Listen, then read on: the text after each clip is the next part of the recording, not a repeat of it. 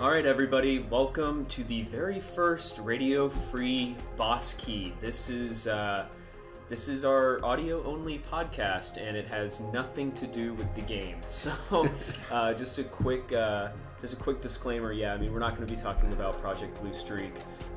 In this is more of just a discussion with the staff here at Boss Key about games, about what they're playing, what they like, what they don't like. You know, just everything having to do with video games. So if that's something you're interested in, listen. If you're looking for news about Project BlueStreak or anything like that, you're not going to hear anything here. So besides that, I am joined by Josh Parker. Hey, what's up, guys? And Matt Fischman. Yo, what's up? So these are two gentlemen that work here at the studio. What do you do, Matt? I'm a gameplay programmer.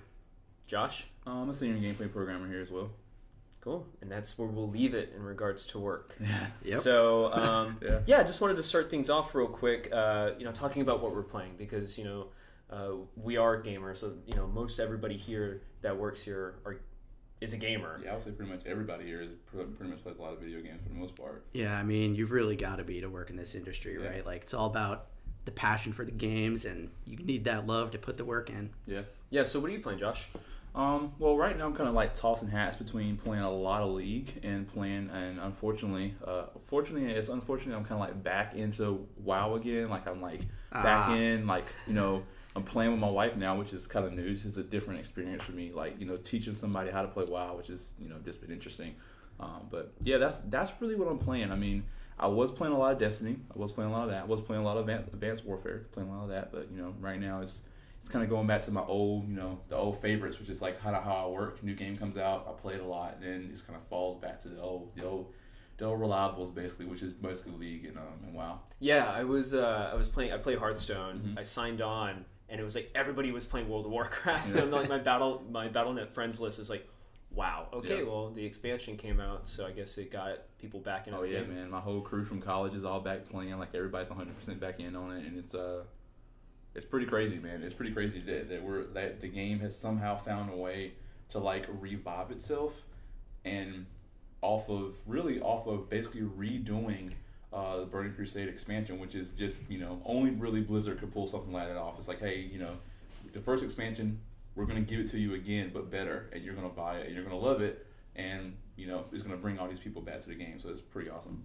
So what is so similar between this expansion and Burning Crusade? Well, first of all, I mean, it has a lot of nostalgic reasons for people. I mean, it's like their 10-year anniversary, first off, so for the game in general. So there's a lot of nostalgic aspect there. A lot of that is going around. But there's also like major amounts of nostalgia with being back on Draenor again and seeing it from a different perspective. So you're seeing, like, in the first time you're on Burning Crusade, it was just everybody in the Hellfire Peninsula, everybody's there together, servers crashing, it's crazy amounts of people, it's ridiculous, but it was fun. But in now, characters that you only saw inside of, instances like Black Temple, Akama, right? There's a part in there where you fight with him and fight for him. Actually, there's a quest that you get to fight Akama before he changed to a Fallen. It's like you fight with him just in a random quest when you're running around. The world is different, but it's the same. It has those hints of similarity to it, and you really feel like you're kind of back into that same old game again, and everybody's kind of fun. Everything's not, because like in Wrath of the Lich King, there was 2 zones that you could start at, so it split everybody up. So everybody's completely different places, and then it's just a lot. It feels like a nostalgic game. It feels like something like WoW used to be. It makes me feel excited to play it. They scrunched the game down. They reduced a lot of talents. They reduced a lot of damage and stuff like that. That classes are doing.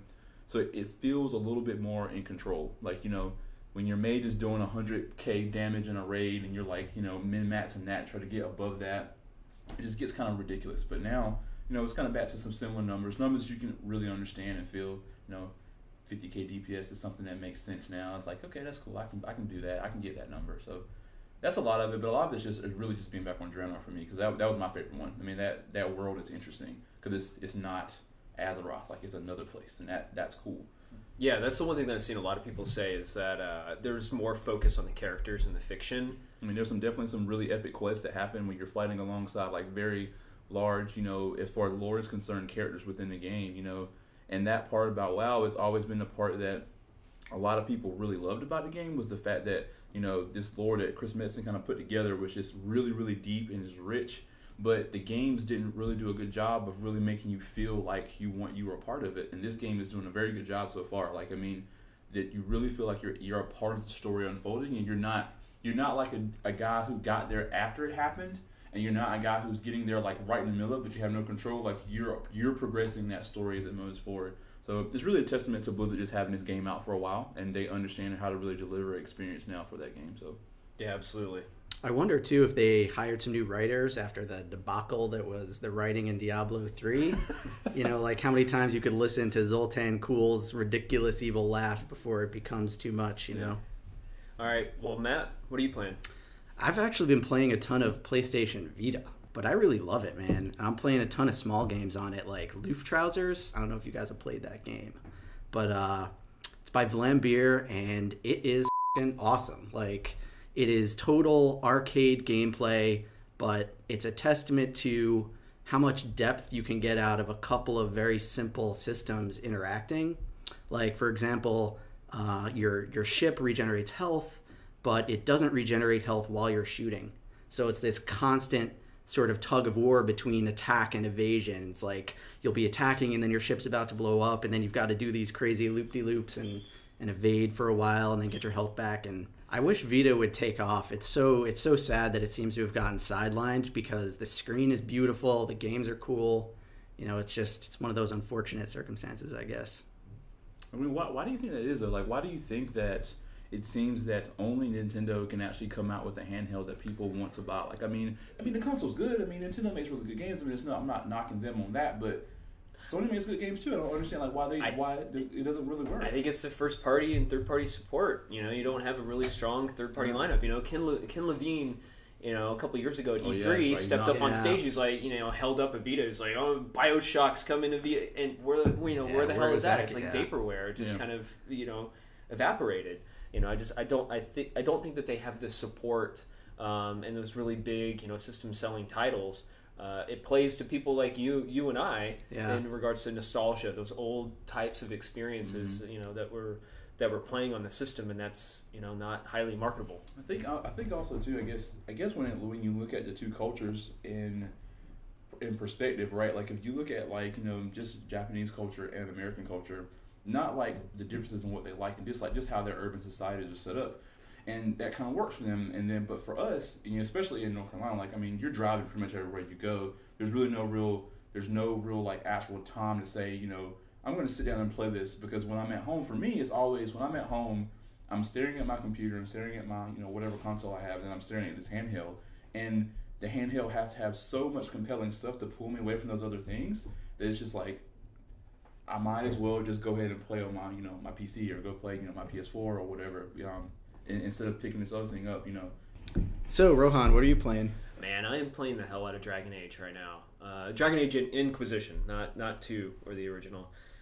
It's really, really, really good, especially if you like BioWare style games, and it holds true to like all of the BioWare tropes, right? You know, you have dialogue selection. You know, you're able to, you know, create and customize a character, male or female, all of that stuff. But they bring back a lot of familiar characters. They've improved on everything that was bad about the second game, because the second game, in my opinion, was a step back in the series. And this has got, you know, huge environments to explore that are varied environments, from like a savanna to a tundra to, you know, everything in between. And it is a great mix between that tactical aspect of the game, where you can kind of go into the overhead mode and, you know, instruct all of your characters, queue up different actions and abilities. And you can just play it kind of like an action game too, and just, you know. Does the word Inquisition put a bad taste in anyone else's mouth? Because for me, I immediately think like crimes against humanity, you know, the Spanish Inquisition. Like, it's a very kind of weird direction for them to go in, especially given sort of the nature of the plot in that series. It's always been like the mages are these bad dudes, and I can sort of just imagine, like, are you going around torturing mages? Like, what's going on in this game? Well, I think the connotation of the word Inquisition is very different in the fiction of this game. Yeah, I mean, no, it definitely has a weird, you know, a weird tinge to it when you hear it. I mean, I'm at a point in the game now where everyone calls me Inquisitor. Yeah, does that make you feel weird? No, because I think it makes sense within the fiction of the world, and I actually play as a mage, which is interesting because there's a lot of interesting dialogue options that occur because there is this friction between the Templars and the mages and all of this stuff, and you have a mage leading the Inquisition, which makes things very odd, but I think it all works. What do you think about the writing in this one? Because I know that they've always had a lot of really strong writing in this series, but it kind of took a big tank in the second game. I'm usually pretty critical of writing. Like when I see or when I hear bad dialogue or I see bad writing, it stands out to me. This game seems very solid, in regards to the writing and the dialogue. Everything is there hasn't been any red flags so far, which is good. So to somebody that I am definitely somebody that enjoys movies and enjoys, certain aspects of it, but I don't know, it's just maybe just me. I don't really hold games up to a very high standard as far as writing is concerned. So what is an example of a game that has let's not even go that far. What is an example of good writing in this game? What does that mean? What is it when you say there's good dialogue? What does that mean? Does it mean that there's good emotional inflection for the characters? Are we talking about it's just very good description and each sentence just put out what does that mean? For me, that means that within the fiction, people speak appropriately, people reference things appropriately. In Dragon Age and in Inquisition, it seems very accurate. All these characters are behaving like I would imagine they would within this world. Mm-hmm. Yeah, if you want to really understand bad writing, you just have to play a Japanese action game like Ninja Gaiden or something, where it's just horrible exposition and plot that makes no sense, and there's dinosaurs popping up and ninjas are killing them, and it doesn't even make any sense. It's just whatever. Yeah, and there's characters that have very well defined personalities in Dragon Age, which they have their own quirks and they speak differently, and the way that they interact is how I would believe real people would talk within that world. So Dragon Age 2 has always had a little bit of surprising plot elements. I remember in the first game, they sort of tell you that magic is really powerful and they kind of got to keep it under wraps and stuff. And sort of if you play as a mage, you start off in the mage school and you've been trained and you're about to go through it's basically Jedi trials or something. You're going to go through the trials and then you become a mage. And they sort of tell you that if you don't pass the trials, you get lobotomized. And you beat this guy who's he's basically been lobotomized because he didn't pass the Jedi trials, and now he's just chilling in the mage area, just doing nothing. And it's whoa, that's pretty heavy, man. Yeah. So yeah, that's cool. Yeah, so that's kind of what we've the three of us have been really diving into recently. One thing that I think is really important for this podcast is something, it's radio free, right? I want people to be able to talk about whatever the hell they want within the world of games. So radio free mode, Josh, what do you want to talk about? Totally up to you. Well, since I play League a whole lot, so I think I just what season is this? Season 4. This is 4? This is 5? This is 5. It's season 4. Are we sure about that? Pretty sure. Is it season 5? I think it's season 5. Because I think season 1, you had season 2. Now season 3 was, this is season 5. This is pre-season 5. All right, season 2. This is pre-season, let's say this is the pre-season 2015, which is all right, whatever. So it's season 5. Pre-season 2015. So, this is kind of where I'm where I'm at, this game is, taking over my entire thought processes for most of the time over the last couple of years. And just to be fair, we have been playing a lot of League together. Yeah, so we play a lot. So, I guess what I want to talk about really is because I know, Rohan, you play a little bit. I have until I moved, and I haven't had my computer in 4.5 months, so I haven't touched it. But I am familiar with League and how you play it. So basically, I want to really just discuss the changes that they're making to the game. Particularly, one change that I think is probably the most interesting change they've made is the changes to Dragon and Baron.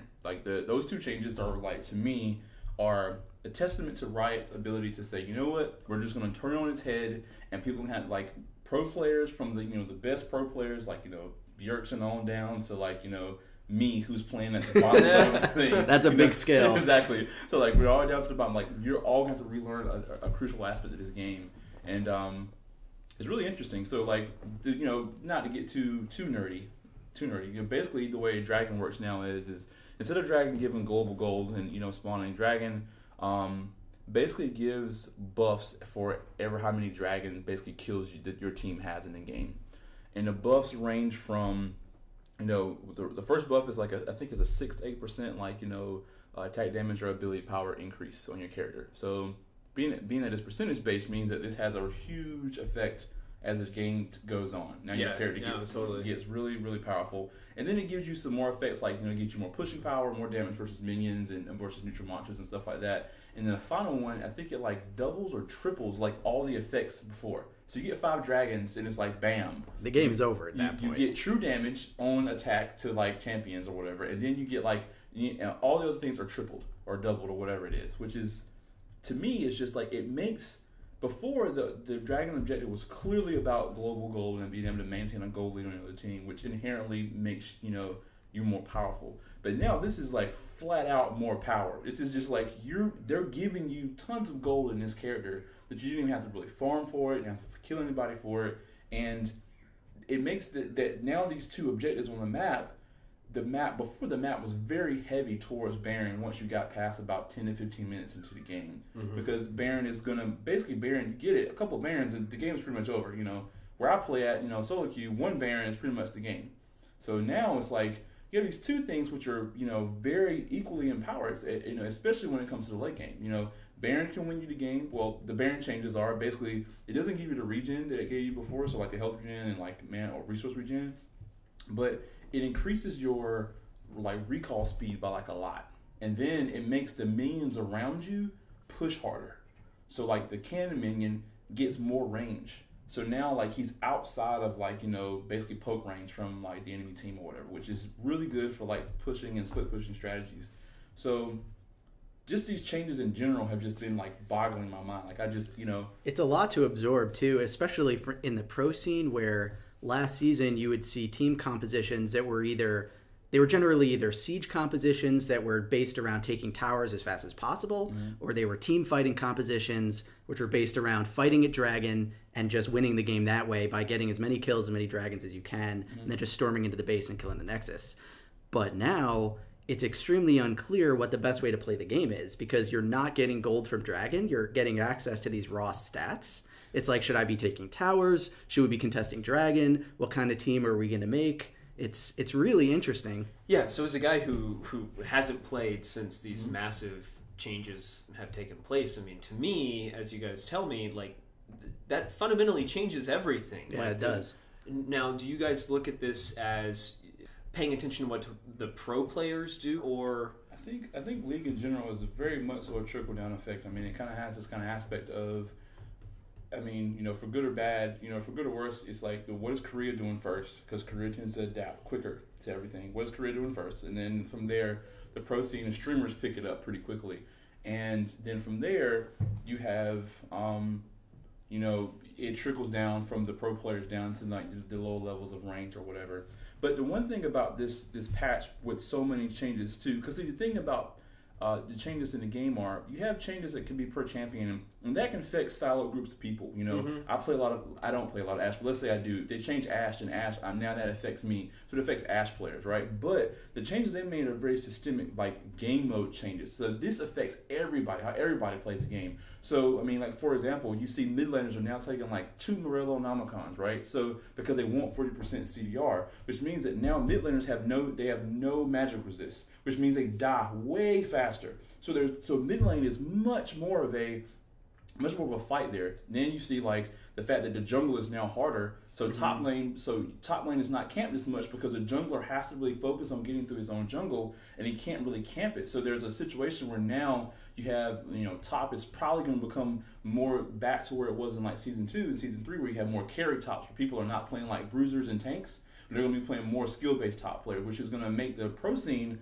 a lot more interesting to watch, because you're going to, people want to win off, for the most part, but watching Maokai like every single LCS game is not the most fun thing in the world. He's greatly effective at what he does. He's 100% effective at what he does. But like when you're watching a sporting event, you want to see, just like watching a football or basketball game, you want to see the alley-oop, you want to see the dunk, the pick and rolls are cool and they're nice. They win the game. The defense wins the game, but you want to see a block shot. You want to see the big stuff. And I think this patch is I think it might have the aspect of bringing some of that stuff back. Some of those really high skill plays, which will allow everybody that's a part of the game, all aspects of the community, to kind of innovate in their own way. Because what you kind of see within League is that when there's a lot of change in the patch, the pro players make changes, but then sometimes the lower level players make changes, and the pro players pick up on it because you'll see some dude like back in season 3 or 4, some guy went from I think it was silver to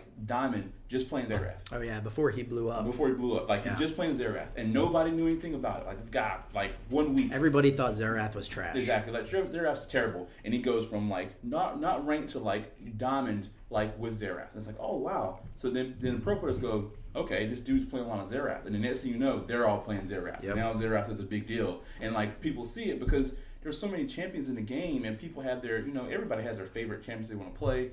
It's hard to really see when there's a slight item change that a new champion is now strong. So, I think it's if anybody was going to play League, if you play League before, I think now is to jump back into it. So you think this is a good thing that they did? Oh yeah, absolutely. No doubt. I think they have a very careful approach to design. And I mean, they talk about this stuff all the time too, right?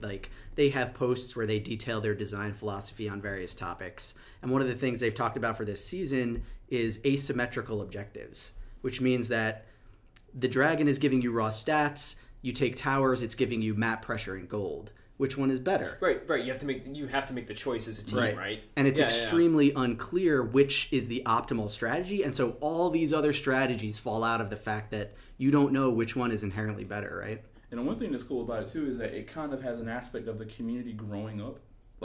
So the thing is that now, because the game has had so much publicity and it's so visible, people learn things about the game, and there's an aspect of the game that you just don't really find in other games. So it's almost like the aspect of watching football or basketball, right? When somebody watches a professional sport, you go from somebody where you're football as an example, you're just trying to teach them okay, there's 4 downs and there's this many yards to get it down. You go past this number of yards, it resets to first down again, get into the end zone, and you score.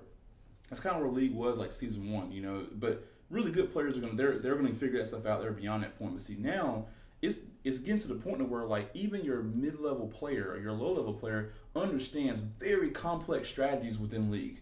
Very complex strategies. They're understanding things, and they're getting to the point where it makes a sport more enjoyable to even watch. So now Riot can push the game even farther because they don't have to basically think, well, we can't go so far because we're going to alienate a large group of our people because they're not going to get these changes. Where now, I played in games soon, the first couple of games I played, nobody cared about Dragon, which is where I play at, pretty much what happened. But after the 4th or 5th game, people started realizing that Dragon's really important. We need to fight over it. And now Dragon's become in the games I play, it's definitely a very important thing, which I think is good because it grows the knowledge base of your community, which allows you to be able to do more interesting gameplay things in your game. Yeah, and as a spectator, calling out, if you're a commentator, calling out those decisions and those changes in strategy during the game are much more compelling for the spectator. Yeah, definitely. Yeah, so that's pretty chunky, man. Yeah, that's a lot, man. Let's move on from League. So League. So what I wanted to talk about was Sprint in Halo 5. Obviously, the internet hates Sprint in Halo 5 because people have been playing Halo forever, view it as some kind of sacrilegious feature that just violates the nature of what Halo is. And so one of the designers at 343 went on their forums and did this really long post about why Sprint is in the game and sort of their design justifications for it. I sent you guys a link. I don't know if you read it or not. But what it boiled down to is 2 major things. It's, number 1, that for immersion purposes, Spartans are fast, so it kind of feels like they should be able to sprint. And number 2, players generally expect to be able to sprint now because of Call of Duty and other shooters that use that feature. So it's how can you go back to 2002 or whatever where sprint didn't exist in Halo? And I don't know. I think it's a really interesting thing because they're sort of trying to modernize the franchise, but fighting against this sort of nostalgic feeling of what Halo was and what Halo should be. They have this lineage that they apparently want to stay true to, but how do you modernize it? And that's what you're saying. I mean, so I don't know, man. I mean, to me, if it makes the game experience better, then do it. I think that's true. But I think there is a possibility that they're under a lot of pressure to put in a feature like sprint because it's expected and because people are like, why can't I sprint? It's been in other Halo games, without necessarily considering the effects that it has on the nature of Halo itself. And for example, Halo as a shooter generally has much longer time to kill than other games. So in COD, it's like 3 shots and you're dead, right? Counter-Strike is the same thing. In Halo, it's like 4 or 5 shots to kill someone. It takes much longer, and there's much more of a combat dance to fighting in Halo. And so throwing sprint into that combat dance really kind of violates the whole nature of the game, because if it takes so long to kill someone and they can easily just sprint away, now it's impossible to kill someone. And so you've got to like, okay, well now we need to make guns do more damage. We need to modify compensate everything else on the periphery. Exactly, exactly. Yeah, I mean, I can definitely see that. I mean, I think it's going to have...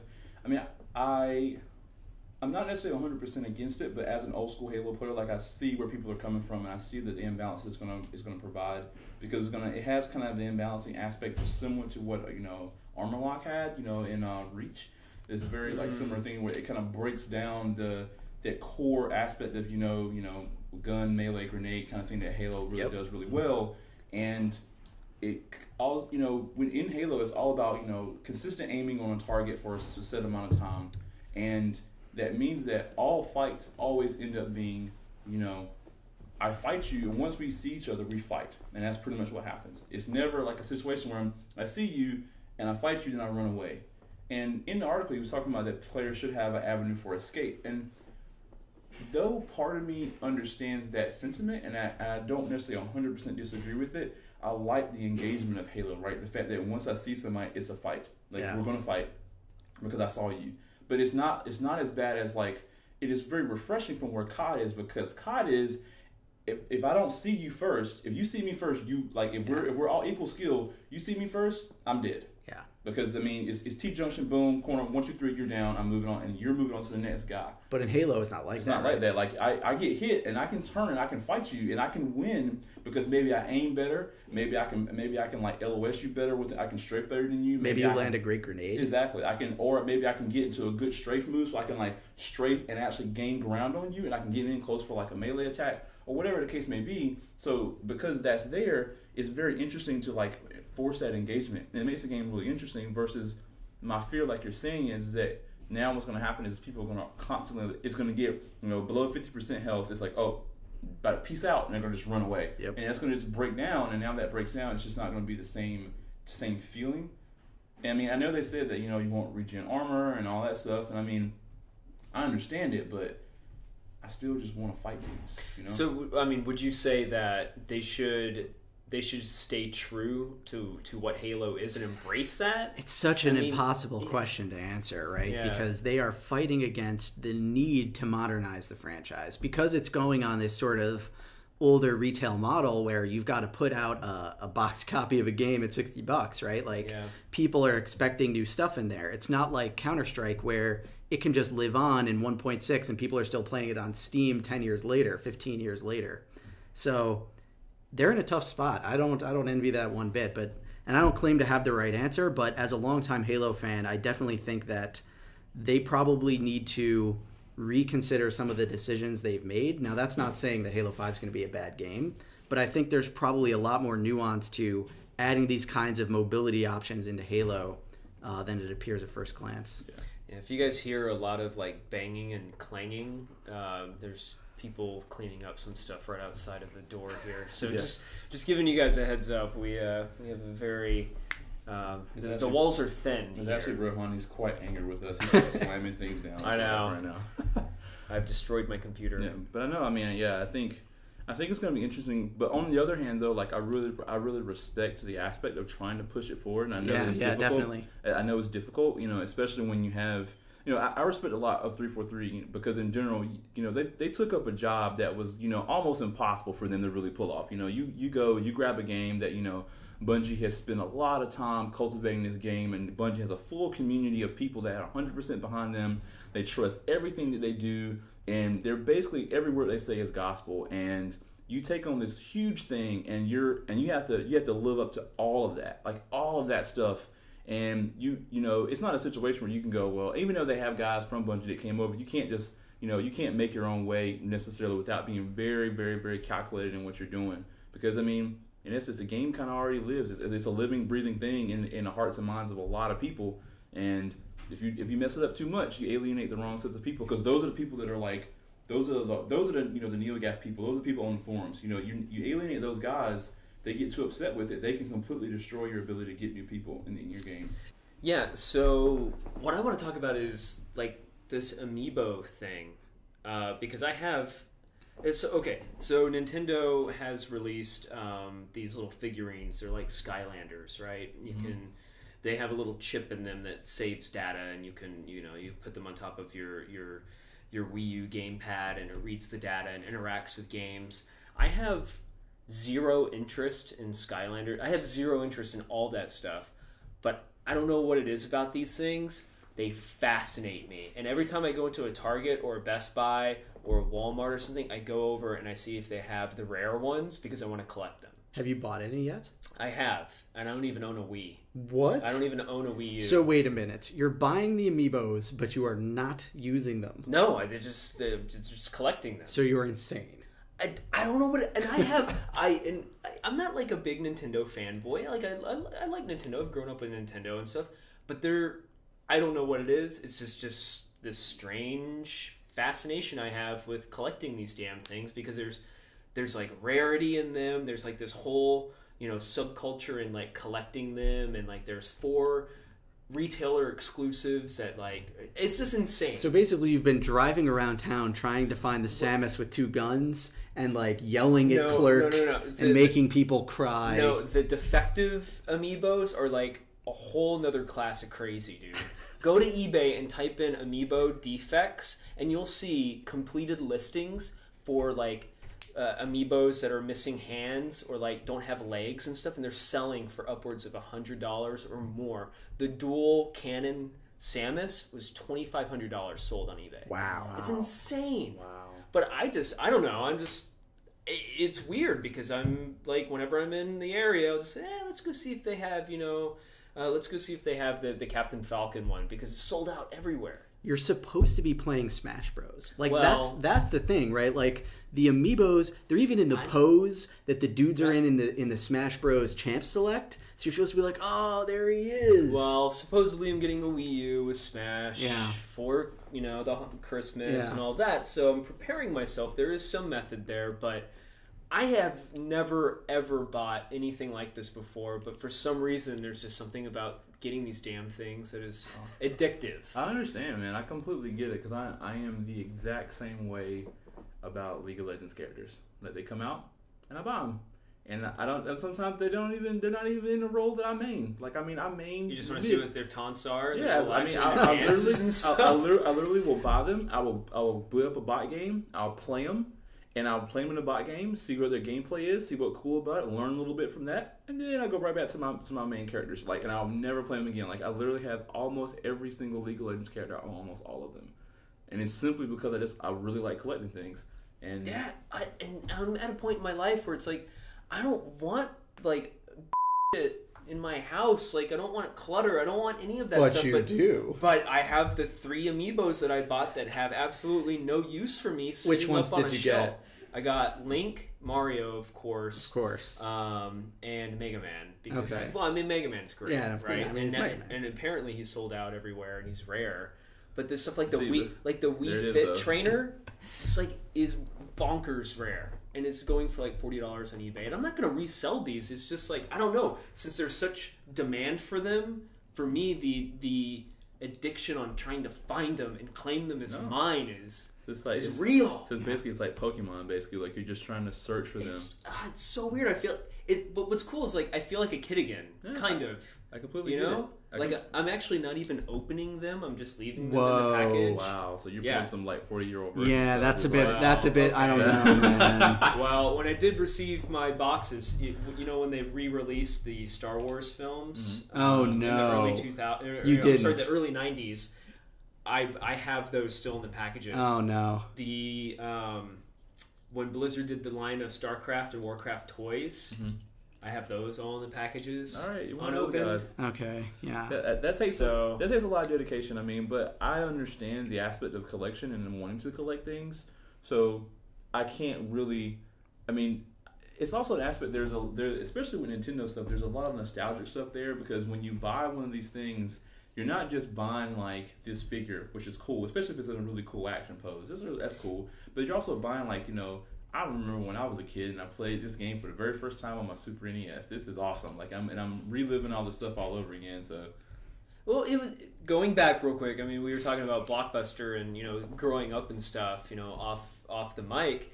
When going into Blockbuster back when you were a kid and you're just like running towards the section, you're like, man, I hope this is in. I hope it's in. I hope it's in. Yeah. And then you get there and it's in. Like there's like a feeling that comes with like getting that. This is, I don't know, for me it's like the same feeling. I'll go into the store and be like, oh, do they have Kirby? Do they have Pit? Do they have these characters? And I'll go in there, and if they don't, it kind of sucks. But if they do, it's like a victory, man. You get psyched. But in this case, like when you were going into Blockbuster, you were taking home Secret of Mana and playing the hell out of it, and now you're buying a figurine that you don't even play Smash Bros with. Yeah. Like you're supposed to like have your dude and he's on the Amiibo and you like bring him to your buddy's house because you're 11 and you go have like a play date. But you know what? He's sitting on my shelf, like those 3 that I have, they're sitting there. I'm like, I got those. I mean, but it is. I mean, it's you're straight. Indiana Jones in it, man. Like you want to go find some treasure, you found it, and now you just keep it on your shelf. It's like I did it. I mean, like I said, I get it. I mean, I totally try to steer myself because I'm big on collection. Like I'm one of those kids that had I had a full comic book collection growing up. I had a full baseball card, basketball card, football card collection growing up. Like I was the guy who was like, I go in the store into the old collection stores and find like old comics and old baseball cards and trade and stuff like that. So I mean, there's an aspect of finding that gem that nobody else has found, and you get it for a good deal, and then now when people when you're in that circle. Because the thing is, those sub-circles are they're very appreciative of people that have the same type of crazy as they do. So it's like, so they're just like, oh, they're like, yo, did you get that new Samus? You got it? Like, oh, he's got it. Now stature is risen. Like you're yo, bro, Rohan got the Samus. He got the no arm Samus, no left arm Samus. And they're like, whoa, yo. So now for some reason you've gained so much clout in the community. Now it's just like. So Rohan, man, I was really looking for this one, and for no reason, but because you found this one, you've become you're skilled at this. Now people come to you and ask you questions about it. They want to know. Like now, like if I get into, I'm gonna you're the first person I'm gonna ask. I'm like, I am the Amiibo authority now. Exactly. You're like the guy in prison who can get you stuff. It's like, I need some Amiibos. So I can get you that legless peach. go for $400 on eBay. Yeah. It's gonna cost you a pack of cigarettes. But the other thing too, this really highlights, which is also quite interesting, which I've learned. I mean, I'm a part of the nerd culture too, but nerds have so much disposable income on things that they will literally pay money for anything. If it becomes about uniqueness, they will go for it 100%. Yeah. Like, and that's the reason why, like, these types of things, like, it makes perfect sense to me that the legless and defective ones are ones that people are going to go for because it's something that they can say that nobody else had it, and I have it and you don't have it, and that's just the way nerd culture works. There's a Yoshi with no pupils. That is, I'm not like... The excitement on your face right now is palatable. It's crazy. Like, it's insane. And you don't see this type of excitement over, like, defective Skylanders. Well, maybe, I don't know. But because it's Nintendo. But it's just, it plays into this overarching... power that Nintendo has over people with their brand loyalty, which is really insane. The fact that they've maintained that so well, and this goes back to earlier what we were talking about. This is why the 3DS and their handhelds clearly do better than the Vita and resonate more than the Vita does. But it's also too, right? I mean, with Skylanders though, like Skylanders is my son's really into Skylanders, and Skylanders is a really awesome game for what they're trying to do. They do a great job of being able to separate my money from my pocket to give it to my son to buy something, because like the new Trap Team one is about to come out now. Like, they've made it so that way not only do you have to buy Skylanders, you also have to buy crystals so you can catch the bosses in the game so they can play with them too. So like they've diversified, they've doubled the amount of stuff people are going to buy, and it doesn't even work with the next one they're going to come out with in 2 years, which is great.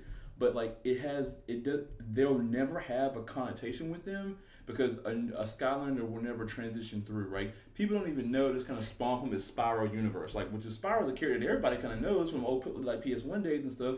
Nobody really even knows Spyro is not Mario. Exactly. He's like, but like, exactly, he's not Mario. Like, so like everybody's like this, like, no Skylander will have that level of like, no, my son, when he's 30, he will not say, I remember when I got this guy in Skylanders. But hopefully, he plays a little bit of Smash Brothers, plays a little bit of Mario. He'll say, I remember when I beat my first Mario game. And that is a testament to what Nintendo's able to do, is they're able to have that. And I mean, that's the reason why, like, it's there. It's just something that's like, yeah, I really want this. Because if they, and it pushes the community. And once the community dubs something as being awesome, then who's to say it isn't? It seems like it's shot Nintendo back too. Like, everyone is talking about how they were doomed, and now suddenly they're making a ton of money again. They're doing something right, but they need to get their online infrastructure in shape. Like, that's a whole different story. That's a whole different story. So if you guys go out, you guys going to Target, going to Walmart, going to Best Buy, GameStop, just shoot me a picture of their Amiibo display. I'll be like, yo, $12, pick me up that Ike, give me that Marth, I'll hit you back on Monday. Yeah. So we got you. So to wrap things up real quick, I thought it would be interesting, since it's the end of the year, you guys play a lot of games. I wanted to just get your game of the years and why, real quick. Josh? I mean, I guess it's about time for somebody to throw this up there, and I mean, it's probably pretty obvious what I'm going to say, but I mean, my game of the year is League. It's weird because it doesn't really fall in the category because this free to play is so new to like everybody, and it's one of those things where most people think game of the year is this box copy that costs $60 or whatever, but League is just a game that's really like, it's a transcendent level game. Like, it's up there with like the EverQuest and the WoW and Call of Duty. Like, it's like this game is being played across the world by like millions of people, and I mean it holds your attention. I mean it holds your attention for so much. So that game it provides so much gameplay and so much interesting stuff, so much social and community, and for me that's the game that I think everybody should at least give it a shot, for me. And that's kind of my criteria for Game of the Year. Game of the Year is a game that everybody should at least try it. You might not like it, but you should at least try it. Yeah, real quick, I think that a lot of people pigeonhole Game of the Year into a game that came out in that year and had to have, like you said, a box copy. But for me, like you're saying, Game of the Year is just a game that you played more than any other that means something to you. That's Game of the Year. And if it came out 3 years ago, 4 years ago, 10 years ago, it can still be your Game of the Year. Yeah. So, Matt? So I'm going to go with Hyper Light Drifter. And I know that this game is not exactly out yet, which maybe breaks the rules a little bit. But there was a preview build, a kind of beta build or whatever, for people who backed the game on Kickstarter. And it is by far the best thing I played all year. If you played Legend of Zelda Link to the Past, it's a lot like that. But the combat is sped up 10x. It's modernized. It's like you're playing Link, but you're a ninja with a lightsaber, basically. The gameplay is rock solid. The music is amazing. The art is amazing. It is the perfect mesh of those three aspects of games. Everything sings together just really nicely to put you in the world and make you feel like you're exploring these kinds of like eerie environments and slaying the crap out of the enemies and everything. I thought it was awesome. I played through the demo like 10 times at least. I was like one of the few people who like found all the secrets and everything, so I was kind of crazy about it, but that's what I'm going with. But I mean, that sounds like sounds good. But I mean, Game of the Year, I kind of want to play it now. Yeah, let's listen to that. For me, it would probably be Hearthstone. Really? No. Yeah, I play, especially coming from the press side of things. Like, I would play everything, even if it was bad. I would usually go through games that I didn't necessarily think were great, but I would play as much as I could, and from good stuff like Wolfenstein, which I thought was pretty good this year, Dragon Age that I touched on. Hearthstone is a game I've played more than any other game this year, and I played it on my tablet. And, oh, wow. Yeah, I played it on my iPad, and that game, it's crazy because it's another free-to-play game, right? But that the amount of depth that comes with that game, and they did, 2 expansions, Goblins versus Gnomes, and then... Naxxramas. Yep, Curse of Naxxramas. The cards that they injected into the game change everything. Mm-hmm. It changes the way my decks are played. And that to me kept my interest throughout the entire year. Mm-hmm. And I'm a hardcore Magic player. So that explains everything. Yeah, and I've always been. But the fact that I don't need physical cards anymore. It's sad, but it's also very convenient for me for where I am in my life right now. And I can play the game on the couch upstairs. I can play it downstairs. The mobile convenience aspect of having that on a tablet is awesome. Yeah, I think that's really where that game really found its niche, is when they made it for iPad, because before I really enjoyed it, but I had to go sit at my computer to play it, and that part was always really a debilitating part because I have so many other games I play on PC. So I'm sitting there, I'm just always like, I'm just going to click on League and just play that. I'm going to click on WoW and just play that. I'm just going to play, some other game. I'm just not going to play. But then, so, I have it on iPad. I can just, a couple matches before I go, go to bed at night. And that is really, really awesome. That is the best thing they could have done. And there is no other game that I have played almost on a daily basis this entire year. And it's just, even if it's 2 matches a day, it satisfies my competitive nature because I am a competitive ranked player. I enjoy that a whole lot. I like beating other people in a game. It makes me feel good. Yeah.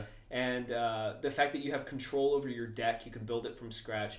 All of the classes have unique cards. Everything about it, has been great this year, and that's why it's my game of the year. Yeah, that's there awesome. You have it. That's awesome. All right, guys. Well, thank you so much for joining us on the first radio-free Boss Key. We're hopefully going to do this at least once a month going forward. I want to thank Matt. You can follow him at Matt Fischman on Twitter. As you can see, the tags are up on the screen. And Josh, thank you so much. Yep, you can follow me at Balls Black Dante. Yep, well, it's on screen so they can see it. So be sure to follow these guys. Follow me at Rohan Likes Pants. Yeah, you can see it on screen as well. But yeah, and then pay attention to everything else we're doing here at Boss Key. Our Boss Room. We're doing every 2 weeks, starting in January, and everything else. So, any last words, guys? Got nothing. Have a Merry Christmas. Yeah. And today's my birthday, so Hey! Happy birthday! Happy birthday! There we go. And we out. Thanks, guys. Later.